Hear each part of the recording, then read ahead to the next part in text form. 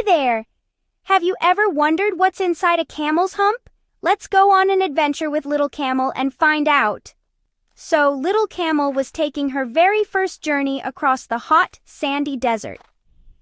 She felt her hump and thought, why does it feel so wobbly? Is there water in there? Guess what? There's no water inside a camel's hump. Instead, it's packed with fat. Yep, that's right, fat.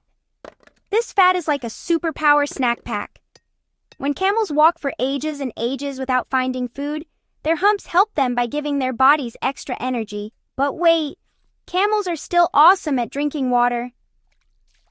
When little Camel finally found an oasis, she sipped and sipped and sipped, drinking loads of water in one go. That helps her stay cool and happy on her next big adventure. So, next time you see a camel, remember, those humps aren't full of water, but they're super handy.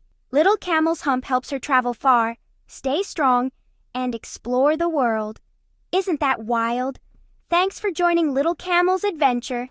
See you next time.